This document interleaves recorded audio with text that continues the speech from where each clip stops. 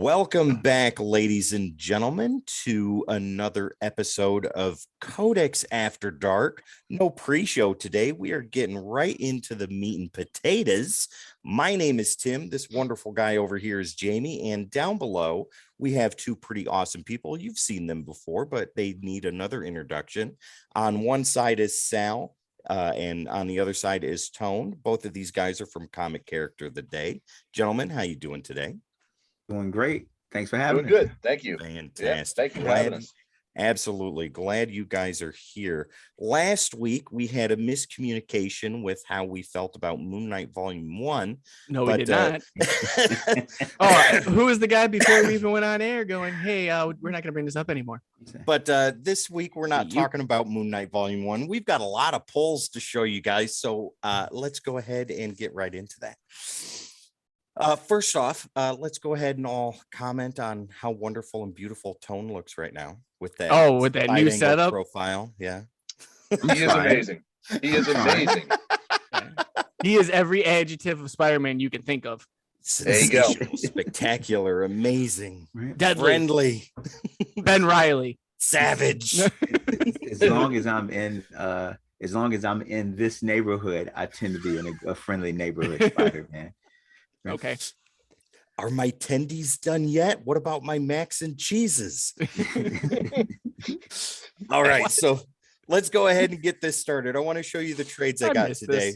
And Tone, we were talking about this just a minute ago, and I got Divinity from Valiant.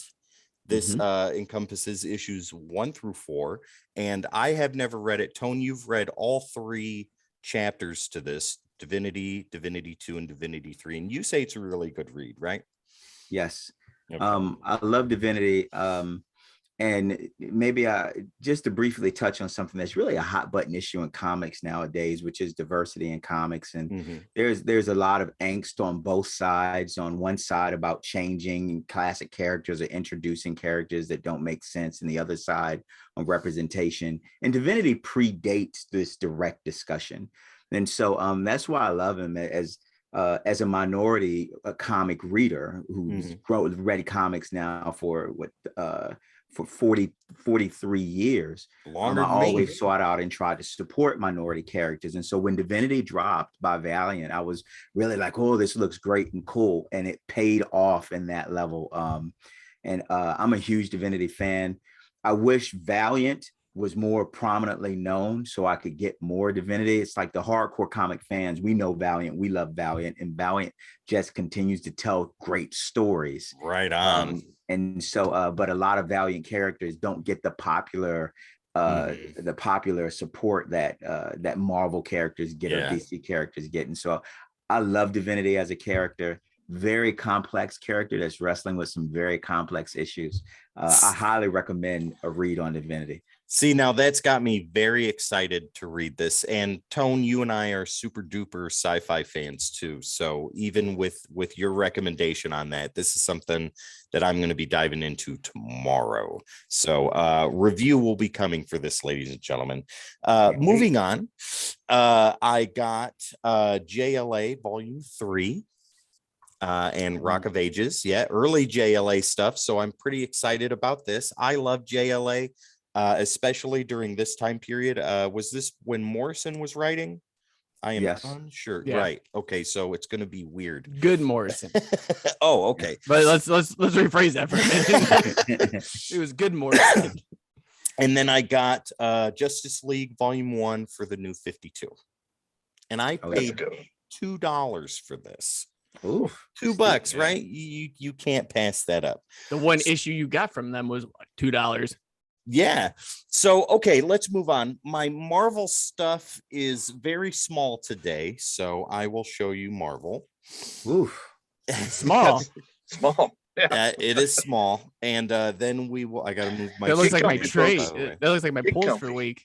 My wallet screamed in horror. I didn't pay as much as you think. You still got one after looking at that? Jeez. This was a lot of dollar bin stuff and some of my polls. So okay, I'm paying Tim too well, obviously. You ain't paying me enough.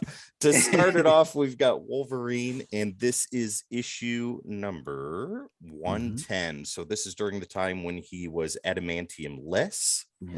That was Bone Claw Wolverine. Exactly. Yep. I love this. Is the fast food comics tone, like we had talked about before. That's exactly what this stuff is. Not a whole lot of meat and potatoes, but it sure does look pretty. Yeah. And then we have, let's see here. Now we're going to get into Dark Ages number 6. Very good. Real fast. Very good story. Could have went 2 issues more. 2 more. Me, you, and everybody else I have talked to have said it at that exact number. Could have gone 2 more issues and it would have been perfect. Yes. Variant cover for Dark Ages number 6. I dig this. I like this a lot. Oh yeah, I loved that cover.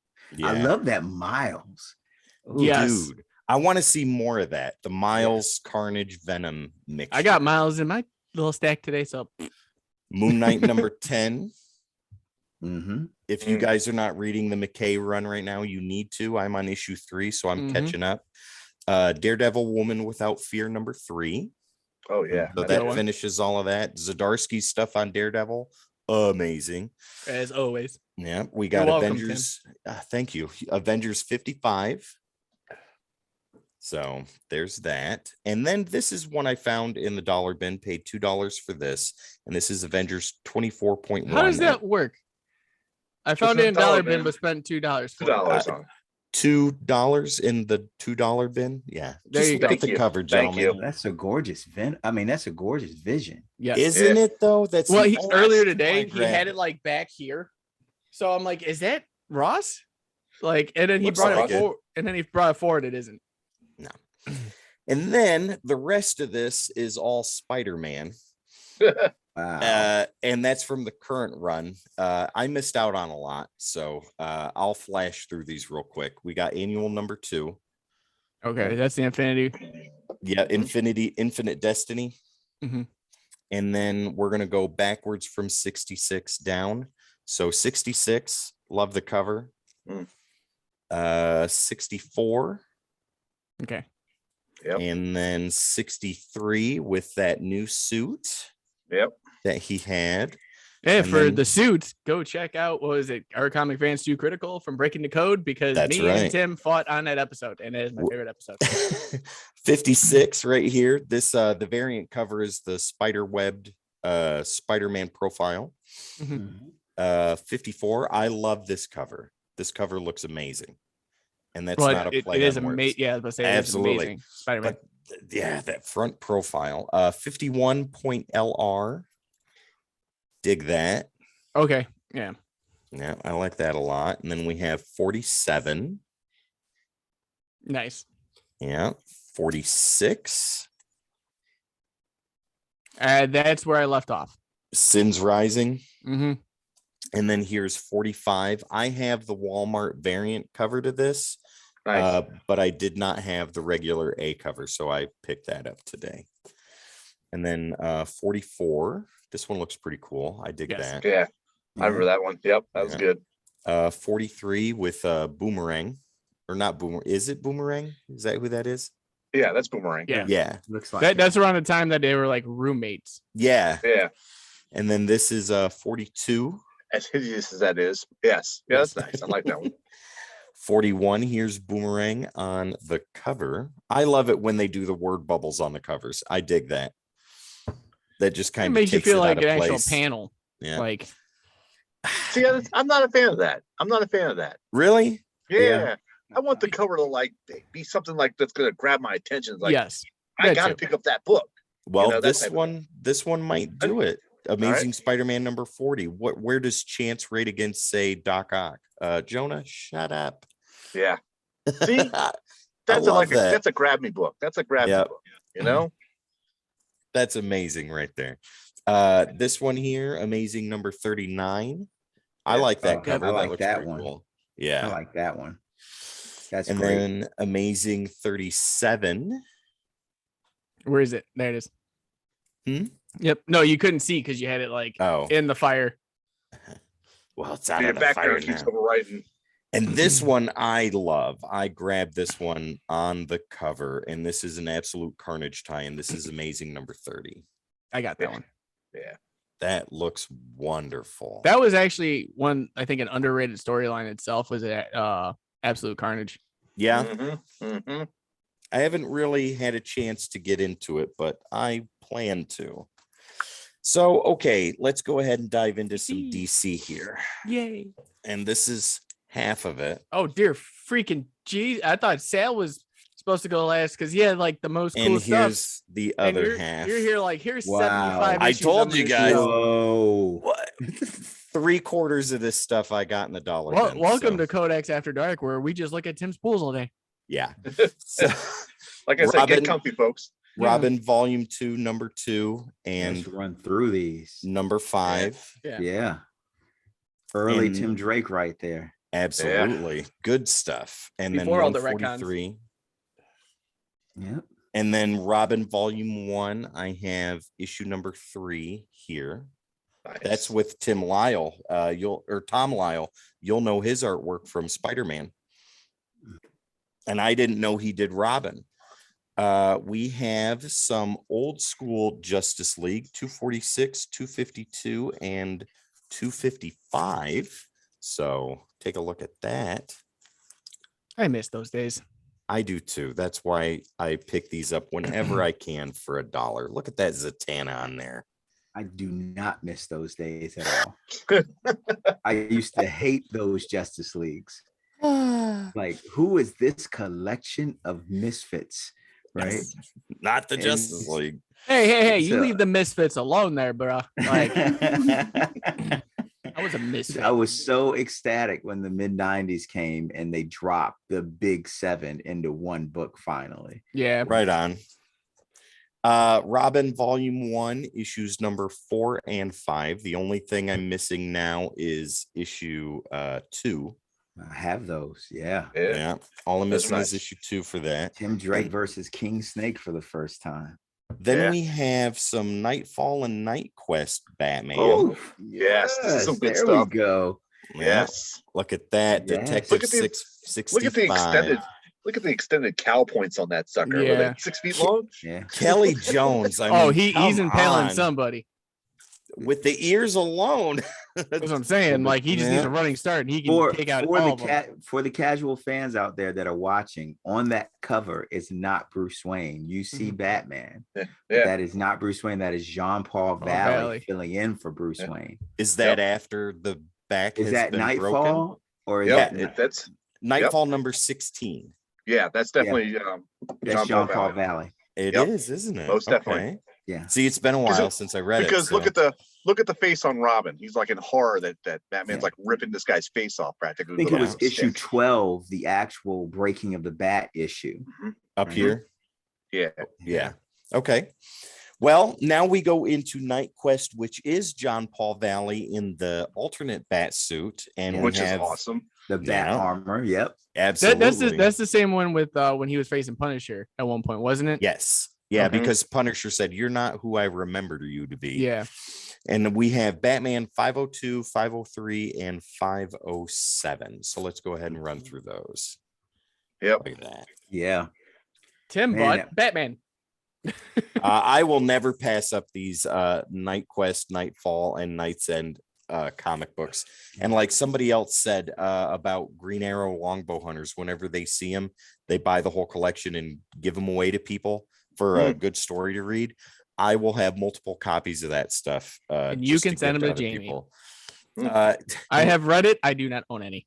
I was in the army overseas when Nightfall, Night's Quest, and Night's End happened. Dude. And I was collecting the story, and it was really hard to get comics over there, even though they had what they loosely call conventions, which is a bunch of retired vets what shipped stuff overseas, and you had to buy what was available. And so I was hunting down Night's End, and I had a buddy who was collecting comics with me, and I was so stoked. I think it was Night's End issue number 6. And I get there, we start hitting the tables, and he finds the only issue. Mind you, he's not collecting Batman. right, at all.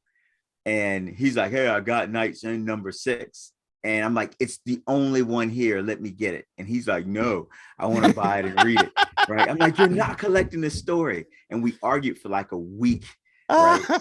Like, I need that book. Right. Let me get it. No, I'll let you read it. No, I want it in my collection. Right. And so I ended up trading him like my Batman and Batman Returns movies to get that book. That's right? a worthy That's a good trade, though. That was a fair trade. Speaking of Batman, we got some more here. More? We got Batman 122 Shadow War Part 2. So I have the A and B covers. I love that B cover's B nice. cover. Yeah, that B one. That's where it's at.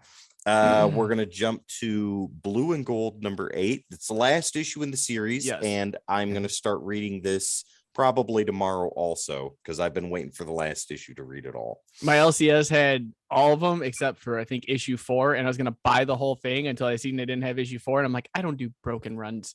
Like we have here Superman Unchained 5 and 6. If you guys haven't read this story, yes, amazing. Did you know that story alone has 89 different variants? Yeah, and I've together got a small portion of them. I have issue 1, and it is like a double pack extra something, and I haven't opened it yet. But everyone's like, "You don't open that." I was like, "Okay." Here we go with a buttload of New 52 Justice League. Oh, well, I got all of them. 22, 23.3, 26, 29, 32, 32 bombshell variant, 49, 51. Oh, the bombshell variant. Yeah, those are always good. Show that, because I love the bombshell ones. Yeah, the bombshell ones they were so awesome back when. Maybe you can tell me who this is on the cover, because I'm looking at it and I have no idea. Looking at it now, I see it's platinum. So okay, that makes sense. Hold it closer, please. Pure platinum. I can't tell. I'm not sure who that is. Why does it look like Canary to me? Well, it says platinum, so it's platinum from the Metal Men. Oh, platinum. Yeah. Yeah. I dig that. I've got the bombshell variant for Bruce Wayne from Detective, I think it was, or Batman. And I've got the bombshell variant for Deathstroke as well. But Jeff Johns, Justice League from New 52. Good stuff, guys. And with issue 52, there is a misprint on issue 51 that has this exact same cover. So take a look out for that. And then we're going to go into, and then we're going to go into a bunch of old Superman. And you guys, just when you think it's over, he has more. Absolutely not. This is like a bad infomercial. And wait, there's more. There's more. Superman this is a 93 great infomercial from 0 Hour. I dig that cover. Yeah, 0 Hour is a great story. Yes. Let's go with Daryl Banks was like raving about that when last time we talked to him. He said that was one of his favorite things. Like I was like, oh, okay, I didn't know that. Let's go with some old school adventures of not name dropping or anything. Gentlemen. I'm just saying. So we have Adventures 425. Okay. Love that old stuff. And that was back when they had like 800 Superman titles each month, and I started getting frustrated. I think at this time it was just 3: Superman, Adventures, and Action Comics. That wasn't when they had Adventures wasn't out at the same time as Man of Steel. And nope, this was in 87. Got you. Yep. You're right. It's before that. Yep. You're right. So they only had the 3 major titles. Yep. And then we got Superman 464, still 75 cents, ladies and gentlemen. And this right here, I found out, is the first official fight between Superman and Lobo. Okay. Yeah. And I got that for a shiny $1 today. Yeah, don't read the new one. Tell you right now. Amazing 437. I love that old classic artwork, that old 80s artwork. It just looks so good. And then we've got Adventures 430, and I don't know who the heck he is beating the crap out of, but it's somebody. Yeah. Random villain. Yeah, just some dude. It's Girder. It's Girder. Girder? Oh, okay. I don't know. I'm just guessing. It looks like Girder. It looks like his name would be Girder. We're going with Girder. Now we got some old Superman. and we have Superman number 377. Hey, Tone, real fast. Pass that this way because I got to keep up with him. Superman 411. See, my darling dearest bought me a flask. Ooh, Nice. Ooh, look at that. Right. Yeah. beautiful. And it's Yeah. even got your name on it. And so I am working through the apple juice in here. Yes, Yes. I am too. This is the volume 2 of Superman when they ended the first run and started all the way up to this is the run that had Death of Superman in it. Okay. Gotcha. Yep. Look at that. And then we have number 10. I got 2 more guys and then I'm done. Okay. It's all right. First modern appearance of Mr. Mixelplix, or however you say his name. Mitzias Pitlick. Yeah, him too. Mixel, yeah. Yeah, that's first modern appearance of him. You know, looking at it though, I mean, I gotta tell you, some of the classic art, people may think it's dated, but they do such a great job with It's anatomy so in it. good. Yeah. Yeah. And it- Well, you got to remember a lot of those guys when they weren't doing work for the big 2 in the 50s and 60s, Mhm. they were doing the romance comics. Mm-hmm. Mhm. Mhm. So, you know, a lot of those dudes still have that aspect and they learned how to draw anatomy that way. Right. And then last one is Superman 156. Oh, Parasite. Yep.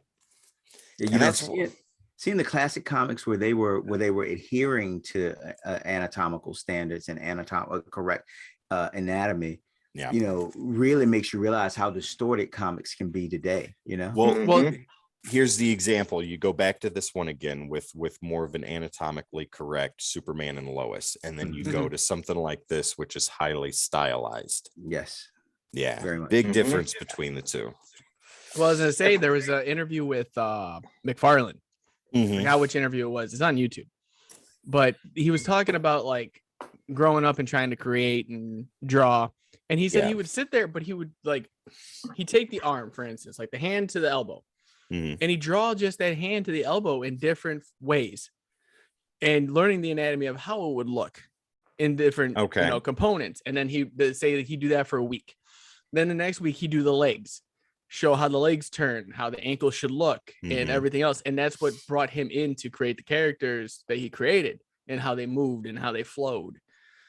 Okay. So I always thought that was interesting to see because you don't hear a lot of creators actually sit back and talk about that. Like, hey, I took a week on each body part, Yeah. Well, I mean- learn to kind of not master it, so to say, but to perfect it in their own right. Well, like with some of the people that have done work for Marvel and DC recently, it makes me wonder how they got a job doing stuff like that when their artwork is so wildly drastic from what I'm used to. You know what I Right. mean?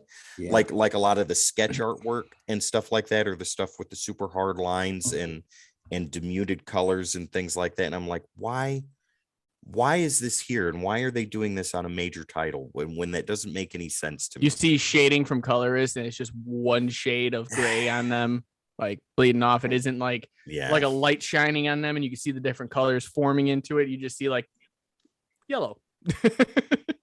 It makes no sense. Jamie, what about your polls, buddy? What do you got? All right. So Well, obviously, I just wasn't. before Go ahead. Jamie dives in, I just gotta I'll say, back up. Tim, your LCS was doing the Macarena when you walked out of the store. Yes. Right? Yep. They had a I went to great 2 day. stores today. We They made ate sales steak this week, tonight. buddy. They high five. We made sales. Well, Yeah. I had steak I tonight. had a little bit of extra cheddar, so I figured I'd spread it around to all Oh, I the can't wait to go back to bread I could conventions. find. Dear God, man. Okay. Sorry for interrupting, Tim. Go ahead. No, that's sorry for okay. interrupting, Jamie. You got Oh, you're good, man. Well, real fast, I just wanted to say, I wasn't here last week. Thank you guys again for filling in for me. You guys did an amazing job. It's like I don't even need to be here anymore, so I can just let you guys take over. Have a good night. No, It was my pleasure filling in, Jamie. Thank you. I wasn't talking to you, Tim. After badmouthing me on the episode, thinking I wasn't watching. Jamie's not in the chat. Jamie's not in the chat. I was in the chat. I was like, hey, those are my boys right there backing me up. What about them polls? Yeah, I got you. Don't worry about it. So I'll start off with boom. So I have my 2 weeks. I go every 2 weeks to get my pulls. But we got Mighty Morphin 18. Nice. Nice. It's a nice cover. I do like that cover, and it's got a new creative team on it, so I'm excited for it. That's right. Parrot's not on Mighty Morphin. Yeah, Parrot's anymore. on Power Rangers though. Yeah, that's the book. Yeah, You know? I didn't like the last issue. Oh, Next week we got, speaking of Miles Morales, There you go. Miles Morales Wolverine. The what? hey. the What Ifs. I'm excited. I liked the Captain America one. I thought that one was very well done. Really? Okay. Yeah. That might Basically, incentivize me to go pick it up. without spoiling anything too far, it's basically like Uncle Aaron is Bucky. Let's just put it that way. And I thought that was the coolest aspect ever. Okay. But then we got Venom number 7. I think this was shown last week by Sale. That. Avengers 55 that I think you had, Tim. Yep. So we won't go too far on that. A story that I think is doing great is Hulk, and this is number 6. Oh yeah, Yeah, Look I at got that that. issue coming. I picked it up this week. Yeah. One that I'm waiting to read at the end because I missed out on like 2 issues. Bat and the Cat. See, I saw that on the shelf at my LCS today, and I didn't know too much about it. Batman Urban Legends 14. I'm actually enjoying this because there's multiple stories in the books. Is that Constantine? Yeah, he plays a big role in one of them. Basically, Zatanna and Bruce Wayne have been lovers, and no one knew they had a thing and a fling going on. Is that And- canon? He's like the freaking DC Wolverine, man. Yes. He gets it in. Yeah, Bruce gets anywhere. around, man. Yeah, and then they like open the portal to another universe that's trying to destroy them, but they're like, oh, we can't do this no more. Our love has to wait. Flashpoint Beyond Zero. Oh Oh, yeah. that's out. Oh, nice. Hold that a little closer. Look at that. Oh, I'm that is trying to get the lighting great. for you. That's Oh, the B yeah. cover. That cover is awesome. Yeah, that is nice. That's That is yeah, that's really great. Future State Gotham number 12, which I think is a cool cover with Lucius's son as Batman. Oh yeah, Yeah. that's good. He's in Ace New York Fox. now, right? Yes, but in this book, he's still part of Gotham. Okay, gotcha. You're thinking So of it's- I Am Batman. So they're shoring up the last bit of him being in Gotham then. Yeah. Nice. Green Lantern 12, but I got the B variant for it. Is that John? Nice. Is that The Yeah. Rock? Yeah, it's the Rock. It's Dwayne Stewart. Someone Right on. didn't skip Arm Day. Yeah, I did course not. for the last like week. A title that I feel is underappreciated that no one's really talking about is The Nice House on the Lake. This is to me what horror should be in comics, aside from Maw, maybe. Is that But- Black Label? Yes, Yeah. but Tinian's doing a major job on this, and it blows my mind every time how they You- do it. Do you I think had to he's bail out of those because I started reading Head Full of Basket Full of Heads. Oh, with Joe Hill? Yeah, That and line? I was loving it, but I started trying to pare down the list, and I let go a couple of the horror Mhm. books, and that was one I wanted to get into, and I ended up skipping, and now I feel like what you're saying, I'm regretting it. Yeah, dude, it's like put it this way. I won't give too much away on it. They're all trapped in the same house because of a certain reason. The world's ending, as usual. I'm sold. And Free beer. I mean, we're in. they get everything that they want in the house as long as they don't leave the house. Do you think Tinian's doing better on horror aspect books versus superhero books?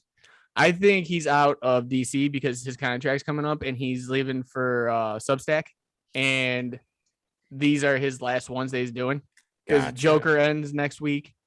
This ends Okay. in like 3 issues. So I think he's got like a couple months left. Oh wow. One of the books that I love to death with DC, Nightwing. And this is number 91. Look at that.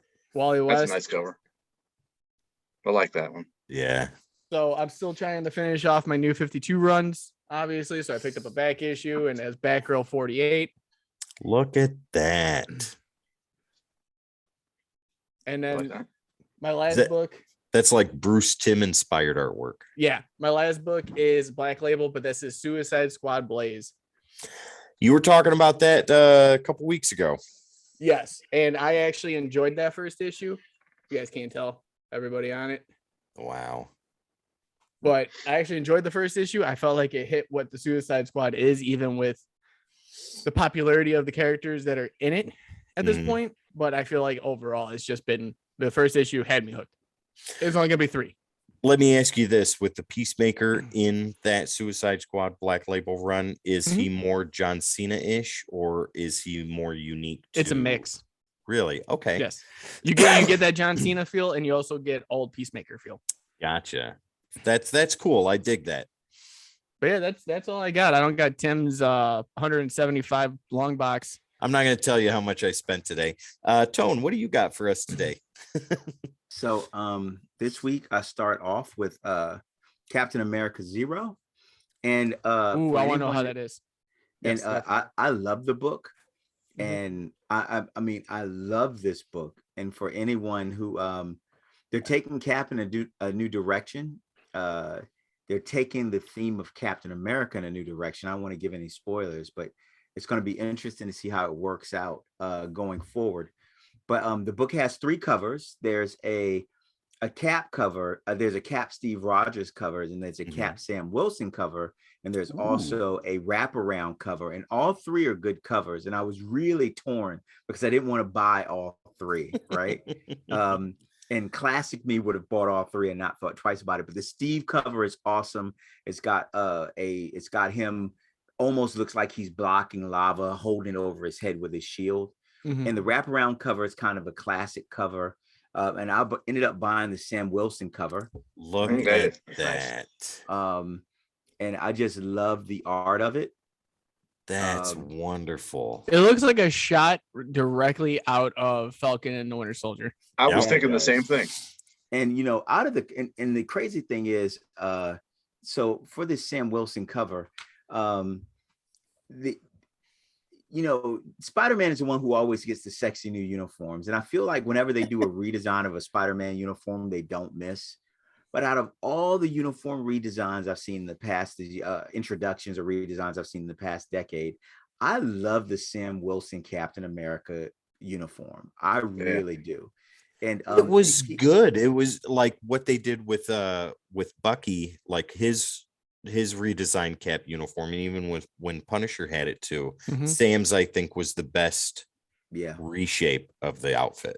Yeah, I totally agree. It keeps all the tenets of the classic while giving it the kind of stylized, almost aerodynamic design that the Falcon would have since he's flying. Sam's putting his own flair on the suit. Yeah, absolutely. Yep. I love that. So I picked that up.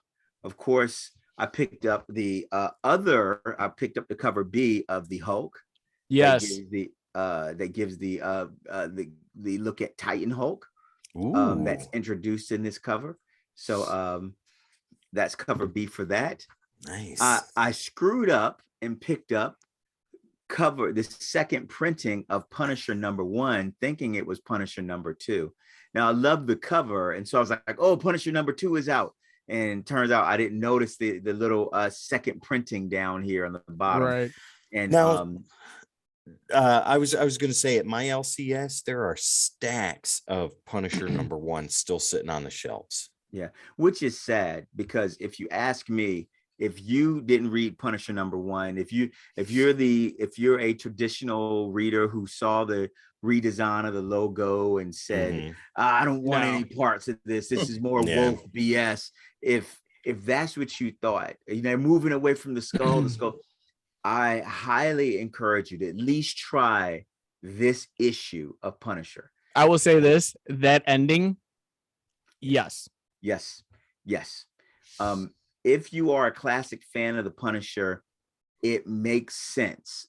And that's all I'm going to say. I don't want to spoil it for you. I hope you are daring and brave enough to look past the change of the logo, which you may have found insulting, and try the book out, because they have not lost Frank Castle with this change. No. It makes sense. And I'm excited. Reading that one issue made me excited to see where it was go. So excited that I picked up the same book twice accidentally. See, with the change of logo, like what you just said there, Tone, about people maybe being insulted by that, that didn't bother me at all. I'm not the type of person that's going to go bananas over a symbol change or a costume change or anything like that. But like for people that do get insulted by that, maybe it's not so much that they're insulted that they changed something, but they're insulted in something about themselves. You know what I mean? Does that make sense? Maybe. I think with the way things have been so politicized across society right now, you know, polar opposites, everything. Yeah. There's a lot of people, you know, anxious to hold on to the traditional, and there are a lot of people anxious to tear down the traditional. And if you're Tear the just trying walls to down. implement, yeah, and if you're just trying to implement, as a comic writer, what I'm trying to do is write something that hasn't been written before, right? Mhm. And that puts you in a really interesting position where even if you make the most minuscule change in today's environment, it goes off as you're trying to join X faction or trying to do this or trying to. And for me, the change from the logo, like it has those elements to it, right? Because Marvel made some very open statements about what the logo has been associated with, and we don't necessarily want that association that is Marvel kind of stepping into the political, which people hate when it comes to these forums because they come to them to escape the political. Absolutely. Right?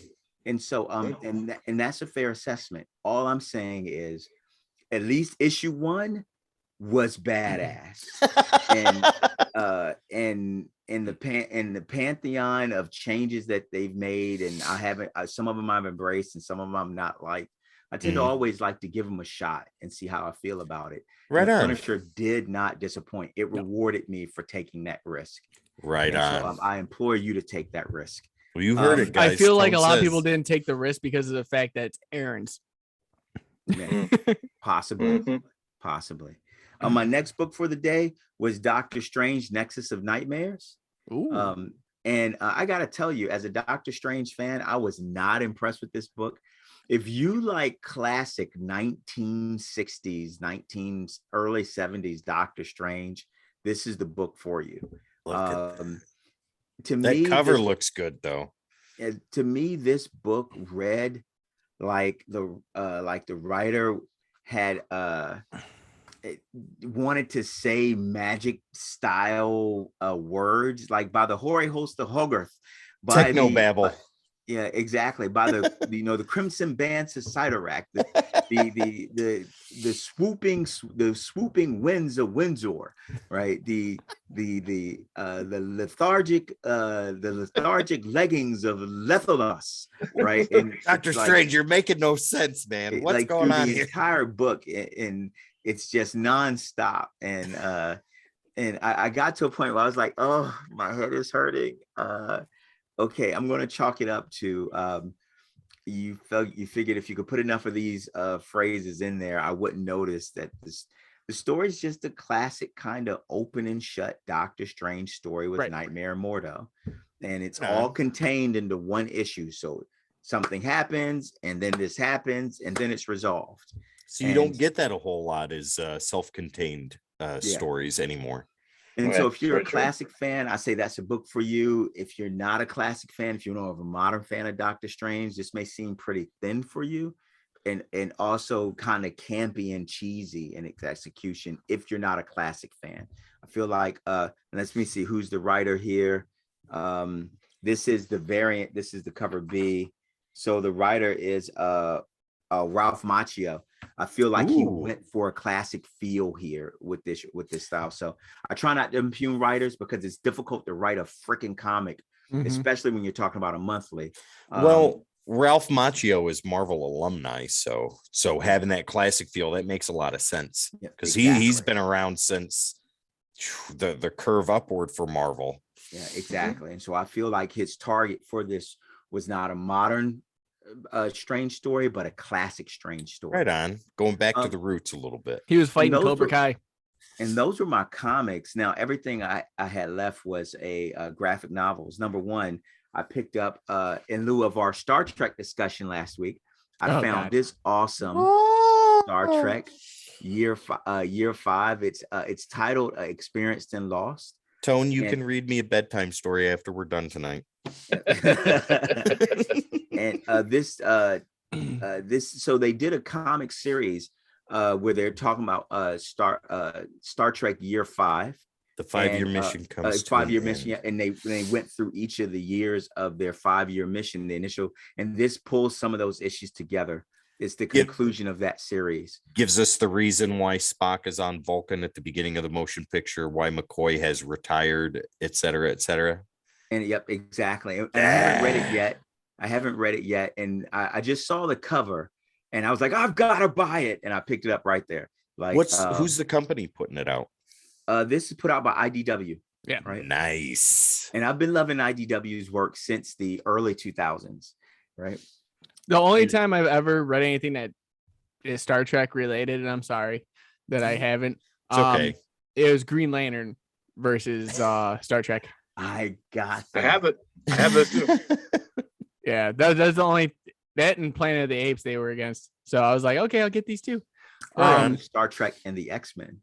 Yes, when we had, that was one of my questions for Do You Know on the podcast, where it was, did anyone ever from Star Trek ever beat Wolverine, true or false? And it was what do you call it? Spock. True. Yeah, Spock did the neck pinch. Yeah. Tone, this sits on my desk when I work. This is the Galileo shuttlecraft. I got this at Books A Million for $3 Christmas time. And Nice. I went back and I actually fell asleep over here. I've got a recliner here in the man room. and I was watching Star Trek. I would say arguably my second favorite Star Trek movie, which is Star Trek 6, The Undiscovered Country. Such a wonderful movie. Yeah. I think Like you're speaking a foreign language to me right now. Nope, not at all. Go ahead, Tone. I'm listening. And so I'm learning. and I fell asleep, and when I woke up, it had played through The Undiscovered Country and was at the end of Star Trek Beyond. And like it skipped through that, but it went through Star Trek The Undiscovered Country, and then it just jumped to the next movie. And the next movie was Star Trek Beyond, the third in the series with Chris Pine. And it's at the end of it. And what's interesting is the theme song to the Chris Pine Captain Kirk Star Trek movies, the modern Star Trek movies, is a slight spin on the original theme song, right? And the original theme of Star Trek. And I woke up to that. That's amazing. And it was an emotional waking up. It took me back to where I was a kid. And I just loved watching Star Trek. And so I walked into the comic shop and I saw this book and I just You're like, it's meant to be. And jumped in. The other two things, you remember last week I said I picked up Nightmare Country, the new Sandman series. Yes. And that followed the Corinthian. And I told you I was going to go back and read the old Sandman. And so I picked up Look at that. anthologies 1 and 2. Nice. Of Okay, Sandman. you gotta tell me how those are because I want to pick those up if they're good. Yeah. And they're these black label too. And my guy told me at my local comic shop that it's 2 of 5. These are 2 of 5 that they've put out. And so yes, my wallet shrieked in pain as I paid for it. Yep. What's the page count? Do you know? Let's see. Because they look pretty beefy. They are beefy. And let's see here. Did they give us a 225? 225. Yeah. See, there you go. They don't even give me a number here on the page. I was just guessing. It's if I could do it by flips. Oh, that is Right. I can smell it. Yeah. right. So I'm really excited to read those. Sal's doing the research for us right now. Yeah. Right. In my Nightmare on last Discovered Country. purchase, which actually came in today, I don't have it in hand yet. My local comic shop, and I try to keep it neutral here, but Third Eye Comics, Tyler, I love you. You're my guy. Always have been. I know the owner, Steve, and they're just an amazing comic Hey shop. guys. If you're ever in the Beltway, the DC, Maryland, Northern Virginia area, sure to stop by Third Eye Comics and check them out. They have multiple locations. They're awesome, but I digress. I know I'm not supposed to be promoting, but I just love them. Telling people about good comic shops is always welcome. The dying breed. They are amazing. And my guy, my comic shop called me and got something I've been looking for my collection. And I was trying to pull down the scan. I now have. I don't have it in hand, but he's got it for me. The first appearance of Elektra, Daredevil 168, right? And I've been stoked about it. I'm really excited to have it. It's going to go up on my my wall of fame, or right beside my Spider-Man number 300. And so that was my last purchase for the week, and I picked it up on Wednesday. That's amazing. Yeah, Electrifying even. Yeah. So that's it for me for this week. Good deal, man. Right on. Sal, it is finally your turn, good sir. Yeah, we were waiting. Now I can shut everything off and Sal can do his thing. This whole episode's going to be just polls today, ladies and gentlemen. That's all it's going to be. All right, so I don't have a LCS pool this week because I did not go, but I had an epic mail call, and then I've got a couple of issues that I found. Remember we were doing the plastic storage versus cardboard last week? Mm-hmm. When I was actually doing a transfer, I came across a couple of issues. I'm like, "Ooh, I have to share this." So let me grab that stack. Now you were teasing a little bit of this in our group chat over the week. The slab wasn't teasing. He's like, Jamie's gonna be mad. Oh, we'll get to that. We'll get those in a minute. But I found this Venomverse, and this Venomverse had like different versions of Venomized characters, and that Black Panther one was just amazing on that guy, that cover. So I was like, I gotta share that because that's just bad. Because it's got a rocket, it's got a Spider-Man with like a leather jacket, it's got Dr. Doom, and it's got Black Panther. Nice. That's awesome. It reminds me of about a year ago, or maybe 2 years ago, maybe a little bit further than that. Maybe I'm just getting old.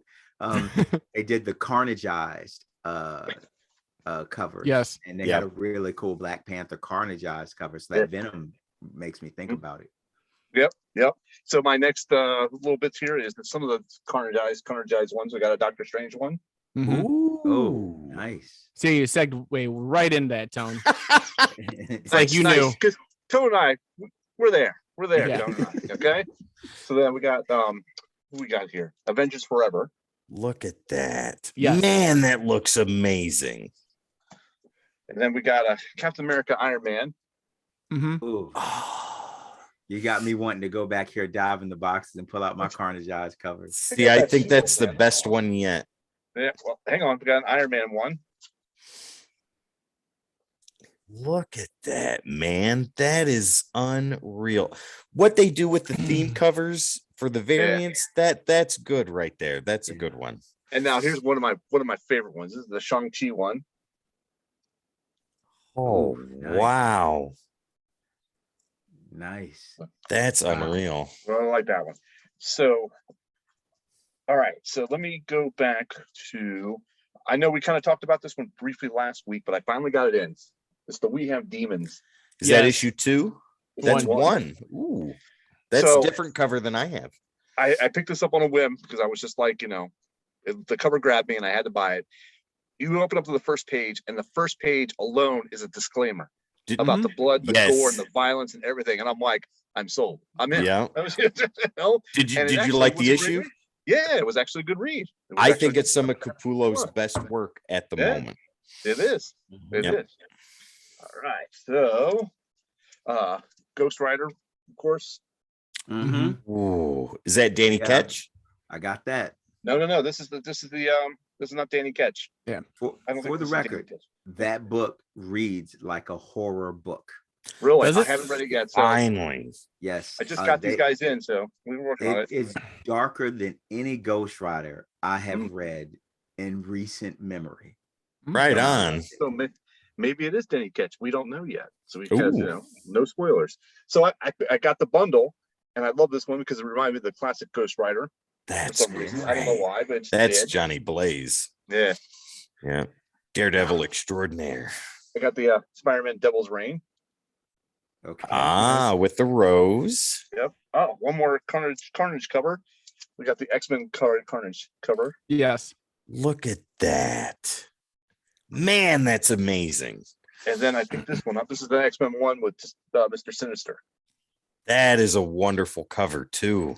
Mm-hmm. Yeah. All right. But wait, there's more. Oh yeah. Try OxyClean. So let's start off with the niceties ones. We got a Gleason one, the Spider-Man Gleasons. Yes. Is that 75? 55. No, it's a 75. The one I have, the one I showed. Oh, the 55 is the face. Yep, it's the side profile. That came 9.8. Is that CGC or CBCS? GGC. Wonderful. So this is my name. This one, you're gonna love this one, is a sketch by two different artists. That's and cool. The artists are Marat Michaels and Sean Forney.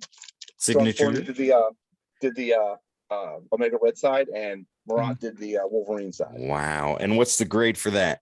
It's a 9.8 as well. Nice. And this is CBCS. CBCS, yeah, that makes sense. Now we get to the. All right, Jamie, you ready? You ready? Yeah. Wait, hang on. All right, here we go. These are from out of my Oh, personal- 9.4. Yes. Okay. Yes. I got that one up on the wall. Is that Emerald issue 50? Twilight.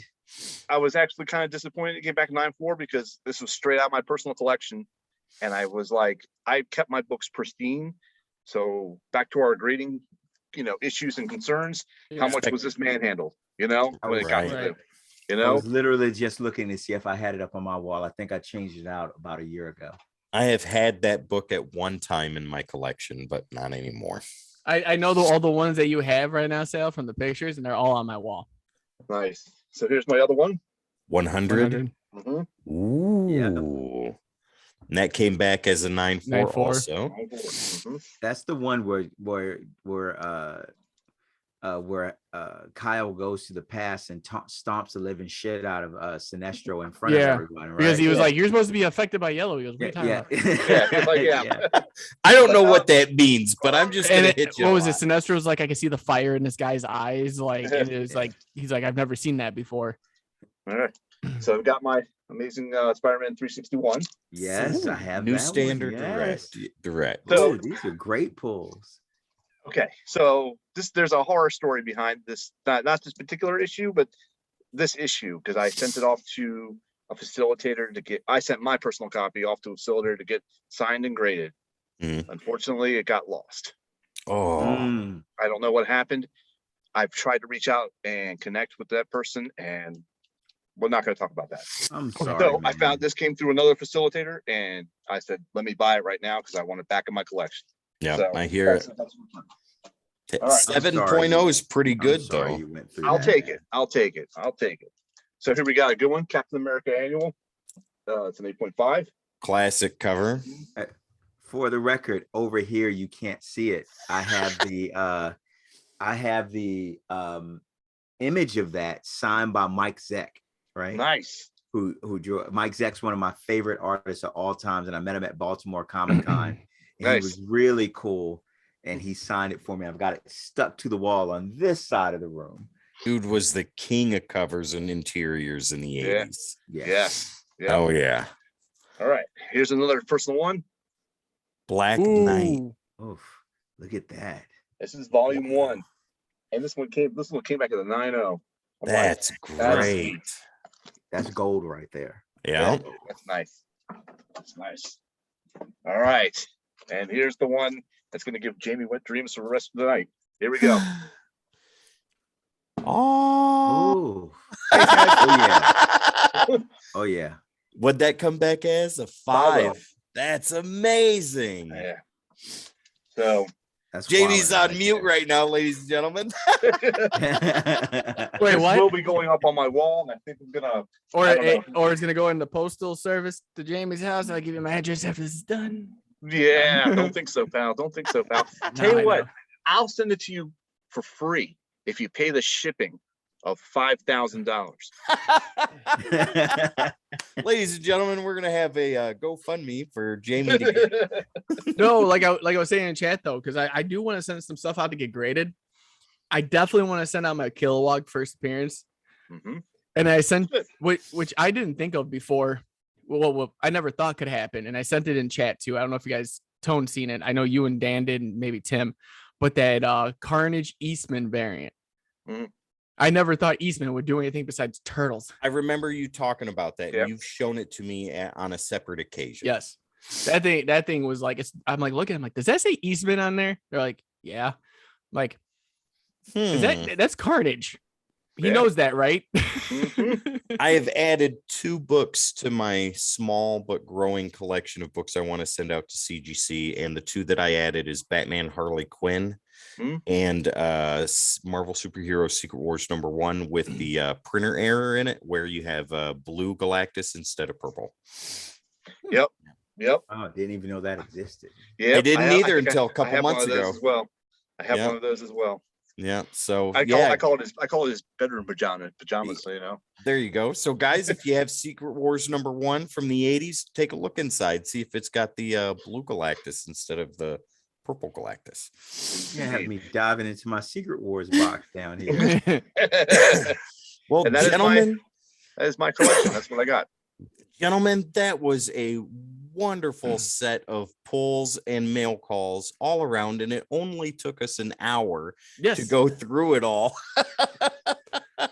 Well, if it wasn't for the 175 you had, you're like, I'll go through them quick. Tony was like just as many as I did, so yeah, blame Tone. That's okay. I'll receive that. Yeah. I will receive that. Wait till the next convention I actually make it to, and I have to be like, guys, I brought my long box back with me. Oh my God. So while you had many, I will receive that, because the sheer amount that I paid for those 2, yeah. Like I feel like while my local comic shop guy was doing the Macarena when I walked out, right? Like, we just made sales for the week, right? Yeah. Thanks, Tone. Well, let's get into some conversation here, guys. Yes. So here's something that we were going to talk about for breaking the code, but I feel that we can have a really good conversation about it here. And it really Tim's pulling an audible because I didn't even know about this. Right. And I think it fits in with kind of what we've been talking about a little bit tonight. And Jamie, you even mentioned it for a second or two. So with conventions, how do you feel about that being, are conventions really about comics right now?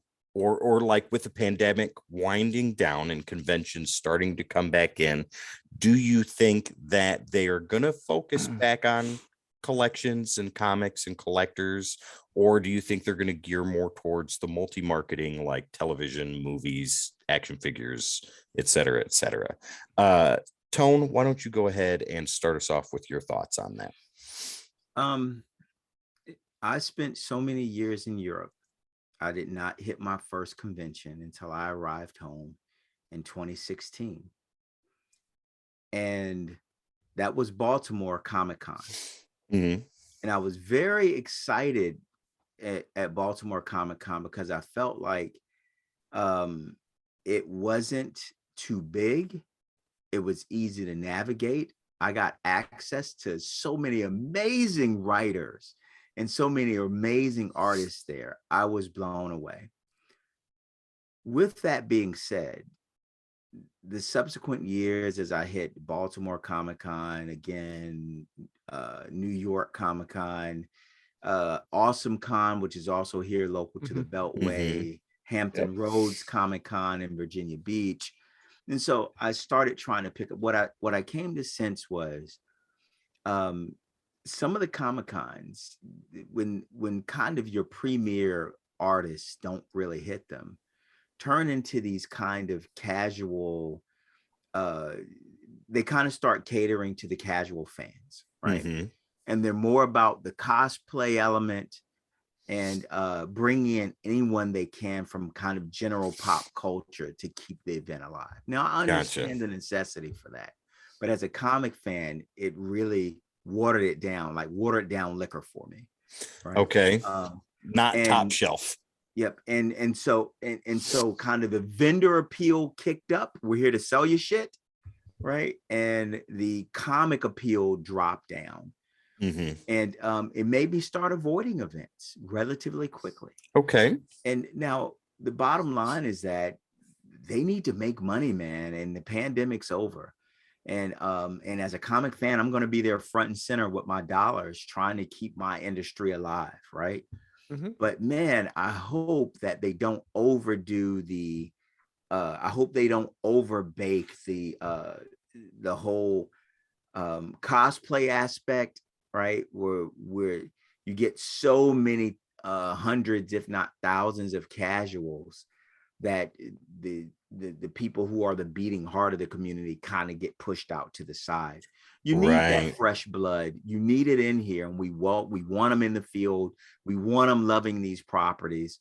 But if you don't leave a space for the purists, and I like to consider myself a purist, then I feel like, man, my industry was taken over. And I don't want to walk away from a Comic-Con feeling like my industry was taken over. I want to include the new fans, include the lifeblood, see the new things they introduce, but I still want kind of my space in it, if that makes sense. Well, let me ask 100%. you this then, Tone, to kind of go underneath that a little bit. Do you think that with conventions and things like that, and even with like New York Comic-Con or San Diego, do you think that like with the purists, they just will automatically assume that they'll always be there and put more focus on the cosplayers or the hobbyists or the new people coming in? I think there's an element of taking us for granted. Absolutely. Because let me start by saying I have no intentions of ever hitting San Diego ever. Yeah. And I have no intentions of ever going back to New York ever. They were too big. There was too much going on.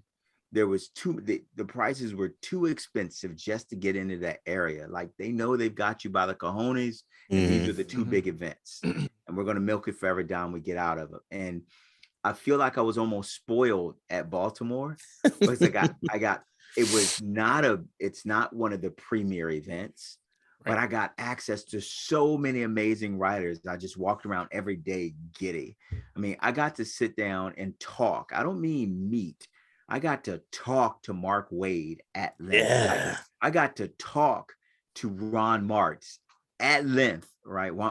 We talked for a while, and got him to sign my I got to talk to I was about to say Carlos Pacheco, but I don't mean him. He worked X-Force with Rob Liefeld in the Fabian. Yes. Yeah. Yes. And we talked for about 25 minutes, and it just warmed my comic loving heart to have that kind of access to everyone. And so do I think they take us for granted? Absolutely. Because here's the reality. And I had this epiphany earlier today. I was going to find a way to work this in, and here it is. This is my moment. Seize the day. I was looking at the upcoming Crisis event with the death of the Justice League, and that leads into the next Crisis event. And I've said here on the stream before that I've really been buying DC it's been very lean purchases for me. And I came to the acknowledgement today that even with all my anger with everything DC has done, I'm going to buy that shit. Right. Right on. I'm going to walk in, and because I love it, I'm going to buy it. And they know I'm going to buy it. Right. And so just accept it. Right. They're in your brain matter. They're in your heart, and you're going to purchase it. And I take that to the Comic-Con. Are they going to cater to the casual fans? Yeah, because that's who they're making the movies for. Right. Right. And they know they've got me. And I have to accept that they know they've got me. Man, that sounds like such a dysfunctional relationship, right? It sounds like a toxic relationship to me. I'm just saying. Yeah, it does. But you're still gonna stay in it because you love them. Yeah, and I think that's where it is. Now, while I won't hit the big conventions, I'm going to be at the other conventions, and I'm going mid to pay to my lower money. tier conventions. Yep, and I'm going to pay my money, and I'm going to meet the comic writers that are there, and they're going to get all the cash out of me because I love these properties. And and so there it is. Well, Jamie, why don't you go ahead and toss your thoughts into the ring? How do you feel about that? I agree with Tone to almost the T. Okay. There. And not for Tone, where it meant it in a different way. But no, when like for me living in Illinois near Chicago, it was always C2E2, which is one of, if you talk about premier cons, that's up there listed with one of them. Mm-hmm. And I always made you at that point, you have to make it almost like a festival type of environment in my eyes. Like it's 3 days. Like you're invested for 3. If you go for 1, yeah, you get it. But if you're like me, who's hardcore into this stuff and there's changes made every day, you go for all 3. Now being there, kind of like what Tone you were talking about with New York, for instance, I feel it's too big. Now, in that sense, it's too big, but it's organized too big. Where you have your artist alley and your writer's block, but then you have your. Is that really what it was called? Was writer's block? Yeah. That is wonderful. In the back, yeah, that's the best ever. In the back, there's like if you walk in all the way to the back, which is huge for McCormick Place, it's literally like all of the actors, voice actors, actresses, voice actresses, all lined up back there for signatures and pictures.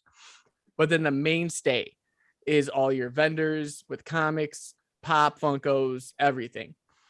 Now, with that being said, as far as comics go, there was a rapid decline over the years that I've noticed where it's comic vendors are leaving a little bit because prices are getting too high for them to pay for it. Then you start finding like the little tables where they got like what I call bricks, which is the whole series sitting there wrapped up. It started dwindling a lot and it kind of hit me hard because I was like, I came here for that reason. Like I came here to rummage through 175 long boxes in one area. I didn't come here to just be like, I like that one. Give me. Like, I mean, I've done that like Intoxicated. I remember walking past Crisis on Infinite Earths and he had them and they were all online. And I went like this. I went, whoop. And he's like, what are you doing? I'm like, I'm buying them. Here's the money. And he's like, that was quick. I was like, that's what happens when you drink a lot before you walk in here at 9 o'clock in the morning. And I went on my merry way. It's Miller time somewhere. Oh, it was Cron o'clock. I'll tell you that right now. So like, I understand where you're coming from, Tone. Now, there was one in DuPage. It's the DuPage Comic Convention, and it's at the fairgrounds. Now, it's the size of a gymnasium, and I got more out of that, comic-wise. Like, I enjoyed the big, flashy stuff, like, cool. But as a comic collector, I was rummaging through boxes for 8 hours. Nice. Like, flying through everything, trying to find issues I needed. Like, is no surprise to anybody. Still working through my whole New 52, the whole series. I'm stressed. I know, me too. And I was finding everything I wanted, and it was relatively cheap. And you know, I was having good communication with people. When you're at these big ones, you got like one person's cosplaying as like Optimus Prime, and everyone runs. Like no one wants to sit there and actually have conversation anymore. So you go to the after parties, and then they're all drunk and want to be like, "Yay, I'm here." But at this point, it was like I felt like it was a community again, and I think I'm sticking more towards the small. But I will continue to go to C2. The one I do want to go to is Baltimore, though, Tone. I do want to go. We might have to work something out here. Yeah, we can talk about that. You know, Baltimore. I've heard nothing but good things about Baltimore, though. Baltimore Comic Convention is great. And it's a great sweet spot where it's big enough that some of your premier marquee guys come through. You get great access, and but it's still small enough that everything is really accessible. Yes. The problem with Baltimore is that I'm just gonna be honest and transparent. The downtown area of Baltimore feels to me like something out of fucking Escape from New York. Yeah. Wow. And without walking around with fucking Kurt Russell, right? After dark, I didn't feel safe at all. And it was like, Right. how quickly can I get back to my hotel?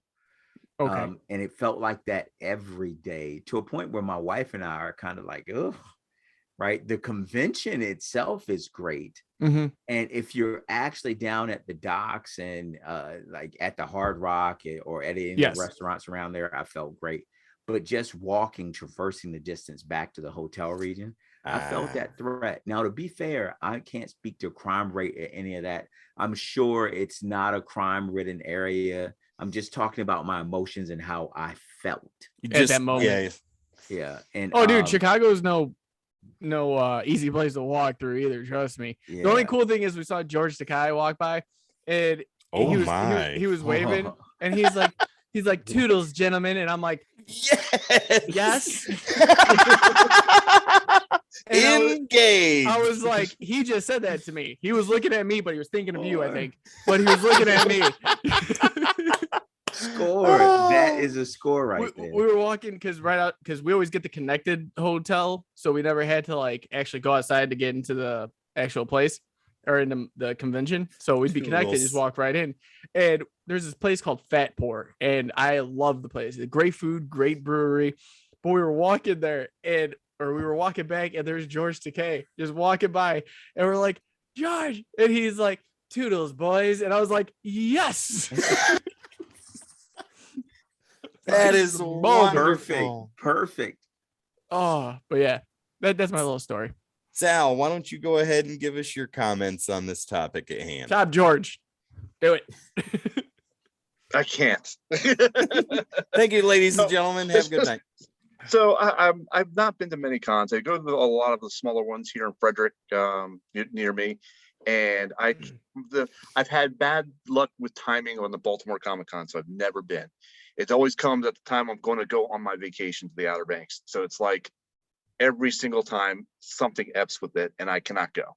So to add notes to the Baltimore Comic Con, as of April 13th, let's see, Marty Ballman, Brian Mitchell Bendis, Jerry Orde, Rachel Orde, or just Brian Michael Bendis.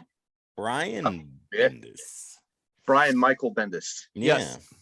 So they just signed on and will be there for this Baltimore coming up. Tone, I hope you have a lot of room in your house because you've got 3 guys that are going to be making their way to you this year. So if you guys set up a time to do the Baltimore Comic Con, I will do my damnedest to be. We're going to knock on the door. Hello, okay. Mrs. Falcone. Is Tone around? Can he come out and play? Can he come out and play? Tone, what the? Sure. Your boyfriend's over here can stay the night. So Baltimore is about, I want to say, about 45 minutes from where I live, and I can get to it easily. You know, it's easy accessible, so I don't need a hotel. And I've been there. Oh, I do. All times of night and day. So Baltimore is like 30 minutes from me. Okay, there you go. Oh, yeah, that's right. You're in Southern Maryland. So yeah, so the area is not. I would go to Comic-Con just to yell. Remember the promo for Brian Michael Bendis doing Superman at DC, and they had Bendis is coming. The Bendis is coming, right? Yeah. In every book, Bendis is coming, and for like 3 months. Yeah, Hickman had a week on X-Men. Did you notice that? Yeah. We were laughing at that, me and my friends, like Bendis is coming, right? Yes. Just take that where it sounds like, yeah. I thought the same thing. Me and you are same wavelength. And I would do all white pages. It was great. I would do that just to walk by Bendis and yell, "Bendis is coming!"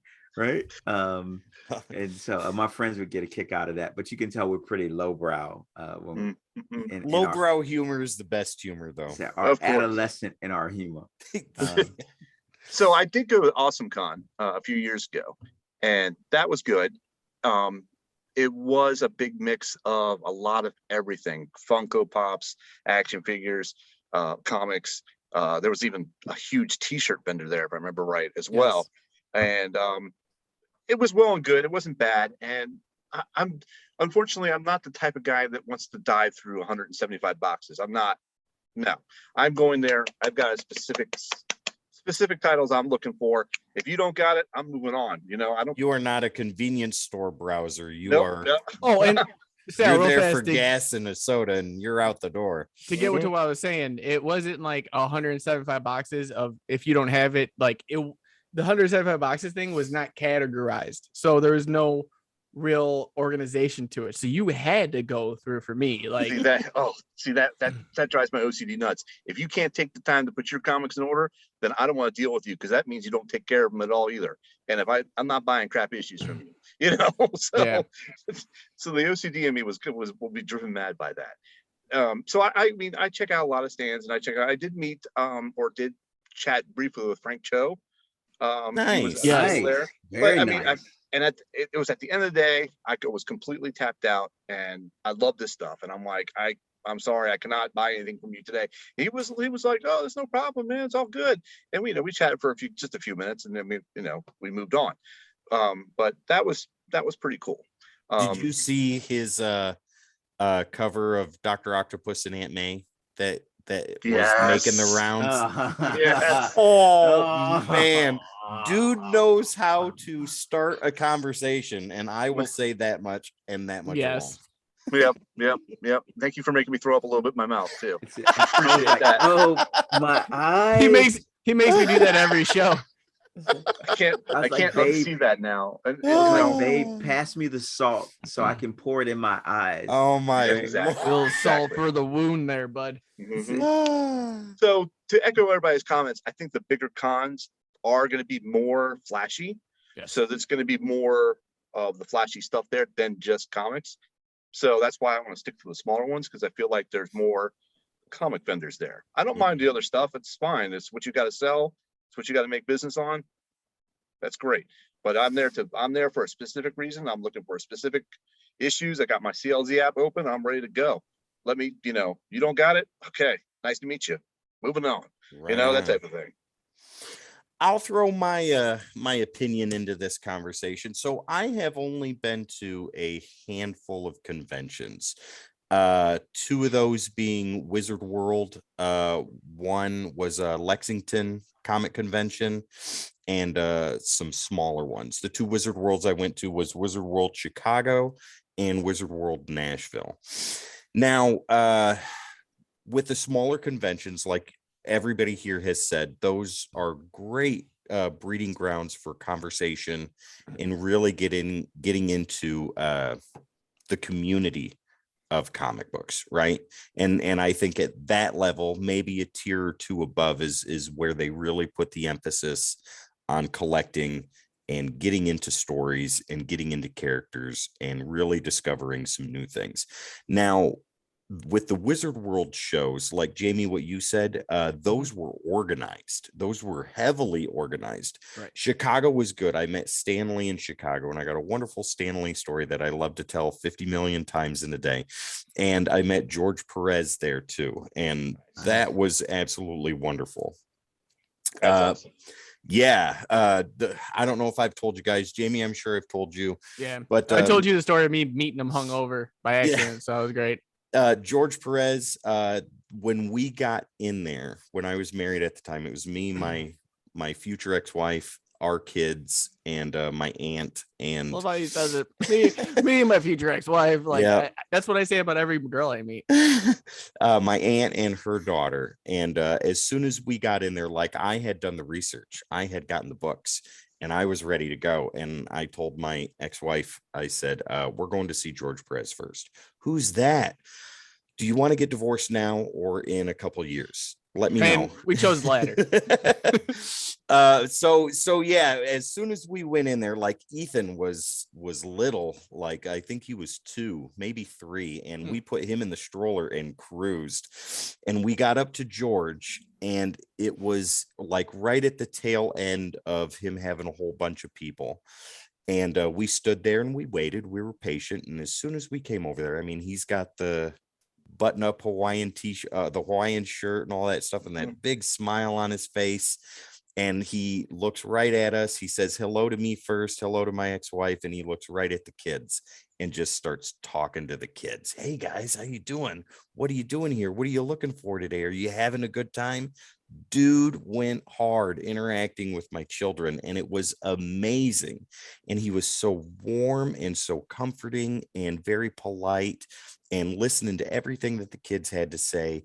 And then he turned to me and he goes, "Hey, how you doing?" I said, "George, it is a pleasure to meet you, sir." Talked to him, shook his hand. We talked for a couple of minutes and I handed him Infinity Gauntlet #1. I said, "If you don't mind, I'd like you to sign this." "Oh yeah, absolutely." And he signed it. We talked for a couple of more minutes and he's like, "I hope you guys have a really good time today." I was like, "George, it was fantastic to meet you." I said, "This is the best part of my life right now." And I hadn't even met Stan Lee yet. And I was set to meet him later in the day. But yeah, that's my George Perez story. Wonderful guy, wonderful, absolutely beautiful individual. And it was such a pleasure to sit down and talk to him, even for a handful of minutes. And then meeting Stan Lee, that was organized down to the T until Stan Lee got there an hour and a half late. And yeah, and you gotta be fashionably late if you're that famous. That's dude, there's rules to this shit. I had been sweating bullets all day on what I was going to have Stan the Man sign. And I went to different vendors and I was looking at Daredevil and Spider-Man. I was like, no, none of these are good enough. These won't work. And I had the book all along and it was Infinity Gauntlet #1. It already had George's signature on it. I was like, why don't I just get Stan to sign it right next to it? So go stand in line for an hour and a half, wait for Stanley. And the handlers are all like, okay, when Mr. Lee gets here, you will not speak to him. You will not say anything to him. You will hand us your books. We will make sure the books are clean. And then you will go and get them signed and you will move along. And if you have more than one book, you will go around to the back of the line and wait your turn.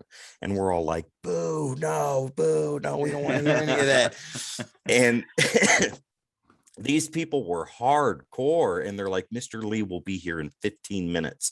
And by God, he got there and he looked every bit as 92 years old as you'd think a 92-year-old man would look. And he comes up there and he waves, "Sorry, I'm late, guys, but I was doing so-and-so. And now here I am. Let's get the signing. Excelsior. All right, let's do it." And we're going. People have these major books, old Daredevils and Spider-Mans and all that stuff. And I got my Infinity Gauntlet #1. And this is where the community comes in because I was really self-conscious about that. I was like, man, it's not something he worked on. And they're like, what are you talking about? Like all the characters in the circle around Thanos and Mephisto, he created those. Yeah, he did. Okay, so that works. So get in line, go up there, slide my book to them. They take it out and they look at it and then slide it over to Stanley. And Stanley did exactly what the handlers told him not to do. And he had a conversation with every single person that came up to him, just like Elvis used to do. Like he made sure that everybody got an autograph and everybody got at least a hello from him. And I get up to Stanley and he's sitting there and he's looking at me. He goes, "How you doing today, son?" I was like, "Mr. Lee, I am doing great. How are you?" "I'm wonderful. Where do you want me to sign this?" I said, "Well, anywhere's just fine, Mr. Lee. You go ahead and sign it wherever you want to." And he points right next to George's signatures. He's like, "Does this work?" I said, "Yeah, it works." He goes, "You're damn right it does." Signs the name, hands it to me. He says, "Have a good day." "Thank you, Mr. Lee. I'll remember this for the rest of my life. See you later." Wow. Nice. Yeah, that was That's wonderful. an amazing story. What's But also amazing is that Jamie, I don't know if you guys know it, but he quoted 10 Crack Commandments by Biggie Smalls. Big up, Jamie. I love it. You didn't slip that rap lyric past me. Right. Please. But that's an amazing experience, Tim. Wow. Dude, it Welcome. was wonderful. But that goes into like I love that you got it. Like even back then, it was more pop culture related. And yeah, I see you guys all cracking up. It was more pop culture I can't related. help But it. I was like, I wonder if anyone's gonna get this the whole time. But the comic aspect was there, but it wasn't as much as like the cosplayers or the people selling pop culture icons and stuff like that. But Nashville was very loose, very casual, and nowhere near as crowded as Chicago. And that's where I met Mike Gorell and had a good conversation with him. So I guess to kind of wrap that little bit of conversation up, I think I agree with the rest of you that the smaller, the low tier and the mid tier conventions are more about comics and more about collecting. But once you get above that mid tier, that's when it starts to become less of a community and more of an event. Yes. You know, the best way I can associate it, and my closest analogy is like loving football and watching the Super Bowl. Yeah. The Super Bowl is not for football fans, though it is the pinnacle event for football fans, right? The Super Bowl is about the sponsors, about the family groups, about the money that's surrounding it. The commercials. Yep, exactly. Halftime shows. Yep, it's the league's Brought to marquee you by event. Pepsi. And if imagine being a hometown fan, loving your team, being a football fanatic, watching football every year, every preseason game, every practice session, you show up, and then the Super Bowl comes to your town and you can't get a ticket, and the show's totally not about you. Even if your team made it to the Super Bowl, like a Rams fan watching their team play in the Super Bowl. Mm-hmm. But that game is bigger than the fandom that supports that team. Yeah. And that's kind of how a Comic-Con can become. Like a Comic-Con can be so big that you as a purist have to understand that event is not for you, even though it's the marquee event for your community. Yeah. And that's how it kind of feels. Well, I think that is a great spot to end that bit of conversation. Right on. Okay. Anybody got anything they want to cover tonight? Or do you think we've covered it all? Oh, we can never cover it all. Yeah, I was gonna say there's always something to talk about. Yeah. I'm currently in the I have about 45 minutes of the Batman to finish watching on HBO Max. Ooh. And I'm enjoying it so far. You did not watch our review of it last night, did you? No. Okay, yeah, I would have stayed away. I skipped it. I'm enjoying it so far, and I love the fact that they've gone back to kind of the detective aspect of Batman that's been lost in all of these movies. And I think so far Robert Pattinson is doing I clearly see Batman year 1 and year 2 in the design of this movie. And I'm enjoying it. I still maintain I am DC. If you are watching this stream, right, I am sick of Batman movies. Not because I don't like Batman. I love Batman. And I'm watching Batman, but you didn't get my movie theater dollars as much as I wanted to give them to you, because I need to see the greater DC universe. DC, now, if you need a creative czar for your universe, call Codex. We've got you, right? We've got you here. But Yes. I'm loving the Batman. To the Marvel executives, I'm loving Moon Knight, right? I hereby forbid you to stop this at 6 episodes. I forbid it. Right? Very did. Right. I hereby decree thou shalt make 5 more episodes for Moon Knight. Right. At least. Yeah. I'm just excited about these comic properties reaching the masses, man. My uncle, and there's a self-drawn picture of him over the window that's in front of me that you guys can't see. He's the guy who introduced me to comics. And I wish he were alive to see on screen what we are seeing now, because he'd be giddy. And I don't think the current generation truly appreciates what is in front of them right now. Right. When I saw Spider-Man, I said this last week, specifically to the whole, the Electric Company or the live action Spider-Man. Comics came to life through my imagination. And today's kid gets to the privilege of growing up in a world where you see it brought to life on the big screen, not just in animation, but on the big screen. You get, and so you didn't have to imagine it; it was shown to you in all its grandeur. And for me, that's a new experience. I mean, and even when Iron Man was getting ready to come out, how many of us in these 4 corners were nervous as a cat around mouse straps that this movie was going to bomb?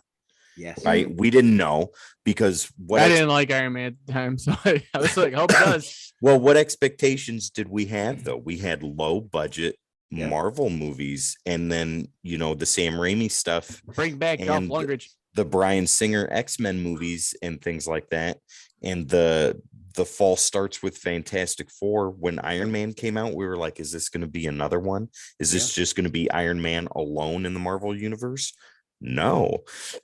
And the fact we have such quality work that we can actually stratify this quality work. Like, if you go back to Batman versus Superman, Dawn of Justice, which got which was panned, right? I love that movie.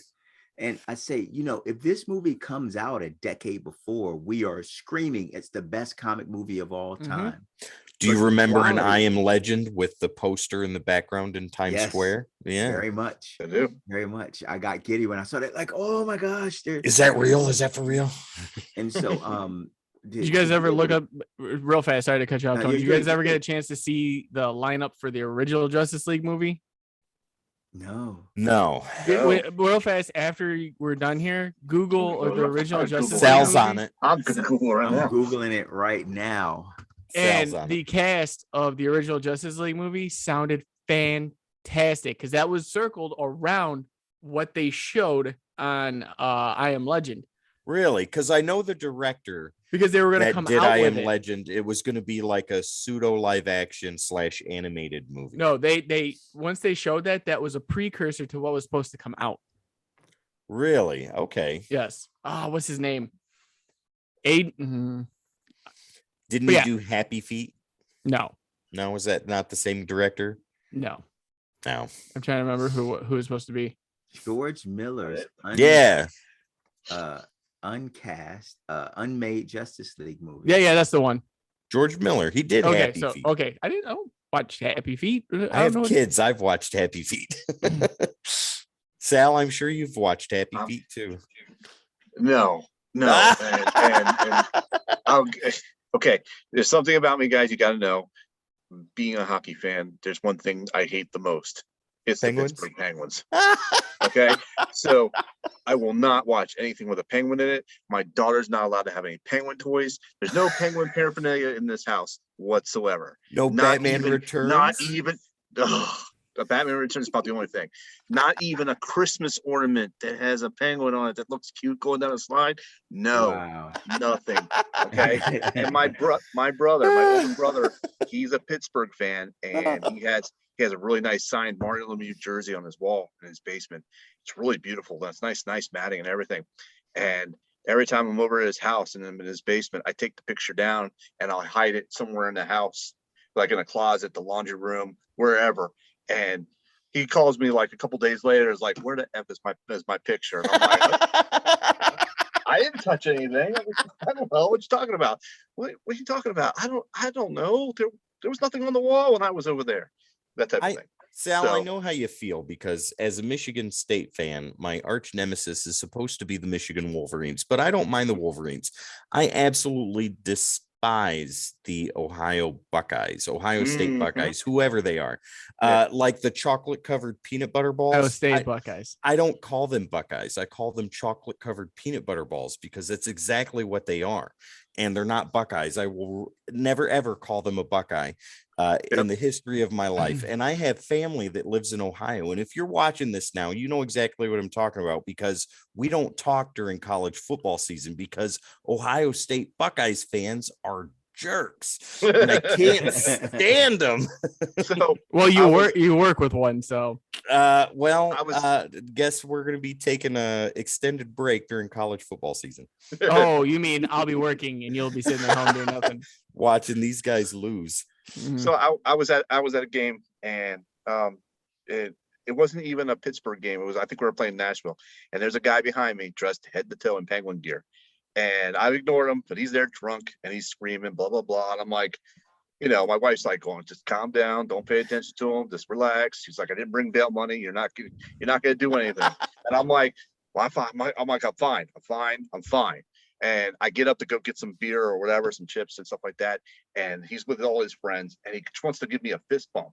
Like, as I'm walking by. And I said, dude, I will break your arm and throw you down the stairs before I give you a fist bump. Okay, that's just the long and short of it right there. And all his friends just like crack up laughing, and he's like standing there hanging. And I'm like, nope, not happening. No. Oh my God. So I turn into a completely different person when I'm at a game. It's like night and day, Bruce Wayne the Batman. That's what it is, He turns into Jake. Yeah. Jake, it's right. Well, all right, ladies and gentlemen. Oh, go ahead.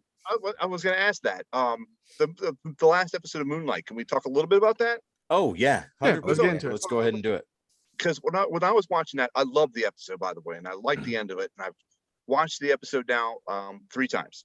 So, okay. What I'm thinking is, this is just me thinking. I don't know if this is true or not, but I think that's like a purgatory area for the avatars of all the gods. Okay, so that's what I'm thinking this is. And of course, you find Stephen Grant in a sarcophagus, and he goes by another room, and there's another sarcophagus like moving that wasn't open. So I'm thinking, okay, this is probably another personality of his trying to break out. Likely. That's Okay, that's what I was thinking too. And then it got to the very end, and this was supposed to be the episode where it drops the big spoiler or whatever it was, the mind-bending spoiler. And I'm like, who is this hippo god? I don't understand. So I Googled it really quickly, and I said, oh, okay, that makes sense. Who is it? So, what's that? Who is it? Because I had I saw that and I was like, I don't know. Oh, you want me to get that name? I forget the name, but it's the hippo goddess. It's the goddess of like fertility and life. It's Resurrection. Like what's that? Resurrection. That's the Resurrection. It's like Avatar the she was speaking with earlier, right? Mm-hmm. Yeah. In the series, early in the episode, the one whose Avatar he met. Mm-hmm. Yes. Helped him. Oh, right. Okay, that makes sense. Yeah. Right. And I forget her name right now. I'll have to re-Google it, but I had to do that to make sense of that. So I love the episode. I thought it was great, and I think it's all but set that's Lockley in that sarcophagus. Yeah. Right. Well, and the reason. Oh, sorry. Go ahead. No, go ahead. You're good. All right. Go ahead. And the reason I think why Ethan Hawke's character, I forget his name now because I can't think of it because it's like almost 12:30 at night. He's there as well, and I think this is like versions of these people. Mm-hmm. Like this is not the real person, but this is a copy or a version of this person when they were there, type situation. Okay, that's my theory. I could be 100% wrong, but Yeah. But no. Go ahead, Jamie. You may speak now. Oh, thank you. I love the fact that I can speak on the show. I like when I get to do those things. That's fun. No, but I was gonna say I think I posted in the chat too with you guys. That's straight out of Lemire's run. Mm-hmm. Yeah. That whole him in the psych ward, like seeing everybody he knows, like even his personalities and everything else, like are different people. I got my own theories right now for what the show is gonna be at the end. I don't know if you guys want to hear it, but well, you and I have already talked about this, right? Yeah. Lay it on them. Let them know how you feel. Let it go. Okay. Well, there's been evidence shown within the show, and I haven't went back and rewatched the episodes. There is a run after I think it was before the Bendis run, or it was during the Bendis run, where Mark Spector is selling the rights to his TV show based on Moon Knight and all of his personalities. If you watch episode 2, there's a green screen on the ground when he's fighting everyone in Egypt. If you watch episode 1, you see a cameraman pan away out of the scene in there. Episode 3, there's another cameraman just jumping out the side watching as things are blowing up. I think that episode 6 is going to be at the end, the real Mark Spector coming out going, Oscar, that was amazing. Thank you for portraying me and what I went through. Now, and then we're going to have the real Moon Knight. I even asked you if you thought that was accidental or intentional. And what did you tell me? I said it's like straight out of the comic. Intentional. Yeah. That's interesting. I'm gonna throw back. And there's a guy that Tim watched, and I had to go back. The Canadian lad on YouTube. He does everything 2.5 speed. You see the same thing, but you see the full effect of it in there. I would be blown away, and I don't know if I would be ecstatic or pissed. I love it because it'd be straight from the book. It would be so unexpected, and you'd be like, what in the hell did I just watch? That was amazing. And then at the end, at the credits, it's like, see Moon Knight in West Coast Avengers with Hawkeye. What? That's a good theory. That would be crazy. Yeah, I'll send you guys the link. You guys can see for yourselves. Okay. Yeah. Well, all right, gentlemen. I think at 20 minutes to 1 o'clock, I think we have had a heck of a night talking about comic books and conventions and Moon Knights and Spider-Mans. And I think it is time to call this wonderful night to an end. So before we get out of here, Sal, you got anything you want to say to the wonderful audience that's watching right now? Got nothing but my usual closing. Be excellent to each other. Station. Tone, you got anything you want to say? Nothing. Just tune in to the Codex Station. Great guys, great content, and awesome. I'm happy to be here. Thank you both for having me again. And let me know what you need. Everyone be safe out there. It is always a pleasure to have both of you guys. And always. Jamie, as always, what do you have to say to our wonderful audience? As tonight? always, guys, be kind to one another out there. There's a lot going on in the world, and even making someone smile, even for a moment, can change the day. So be kind.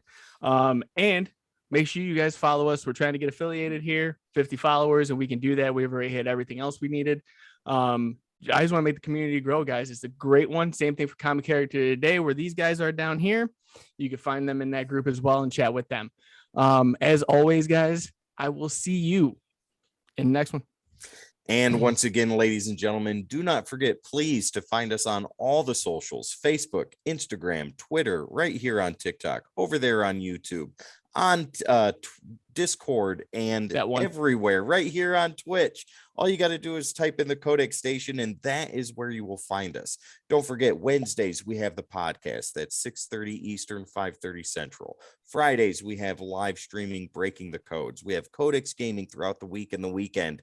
And we have this wonderful program right here, Codex After Dark, starting at 10 o'clock Eastern, 9 o'clock Central. See what you did Mario there, down there. Yeah, absolutely. Guys, if you're not following us, you need to be, because there's a lot more cool stuff on its way. A lot more coming. Absolutely. Once again, my name is Tim. Down below is Tone and Sal from Comic Character of the Day. And this wonderful guy over here is Jamie.